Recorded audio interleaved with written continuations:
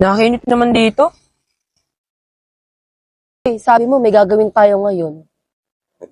Oo nga, aga-aga pinapunta mo pa kami. Gusto ko lang naman magkakasama tayo eh. Ako rin, gutom pa naman ako. Alam niyo kung ano yung problema? Ano? Puro tayo reklamo. Hindi ah. Talaga? Simula pagdating natin, puro talaga kayo reklamo. Ikaw din naman. Hindi kaya? Oo kaya. Tama na nga kayo. Ikaw kasi nag-umpisa. Hindi ako. Uy, ikaw bumaba ka nga dyan, likot-likot mo. Ikaw naman tawa ka ng tawa. Para kayong mga bata. Ay, mas bata pa pala ako. Alam nyo, minsan gusto kong may magbago sa buhay ko. Bakit? Parang palagi na lang may kulang. Oo nga, same. Ako rin eh. Ako, kulang lagi baon. Kapag may pera ko, inuuna ko yung gusto ko. Normal lang yun.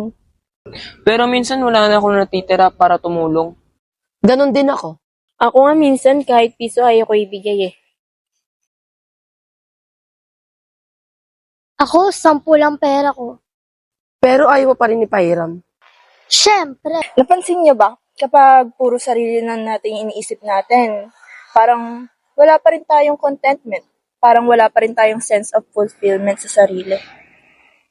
Totoo. Parang laging may kulang. Paano kaya matututong magbigay? Magsimula sa maliit. Kahit oras. Kahit tulong. Kahit pagkain. Kahit simpleng kabutihan. Alam nyo, may verse akong narinig dati. Ano yun? Tungkol sa pagbibigay at pagtitiwala sa Diyos. Anong verse? Di ko na maalala ng buo eh. Baka Malakay chapter 3 verse 10 yung sinasabi mo. Bakit ngayon ka lang po dumating? Siyempre, dapat kayo muna yung bida. Yung Malakay chapter 3 verse 10, tungkol to sa pagtitiwala sa Diyos. Hindi pera ang usapan dito, puso ang usapan. Kapag marunong ka magbigay at magtiwala sa Kanya, bubuksan niya yung biyayang hindi mo inaasahan. Kahit bata pa kami, Siyempre, mahal ng Diyos ang mga batang katulad ninyo. Ang tunay na mayaman, hindi yung maraming hawak na pera, kung hindi yung marunong magbahagi. Kahit 10 piso. Kahit pa magkano pa, kahit barya lang yan. Kahit simpleng tulong. Kahit simpleng bagay, pwede mong gawin para sa kapwa.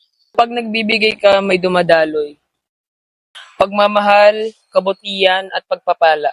At pagkakaibigan. At pag-asa. At pananampalataya. At pagkain. Hindi kailangan maging mayaman para magbigay. Hindi kailangan maging matanda para maging kod. Hindi kailangan maging perfecta para magsimula. Kailangan lang magtiwala. At magkaroon ng mabuting piso. Ay, puso pala yun.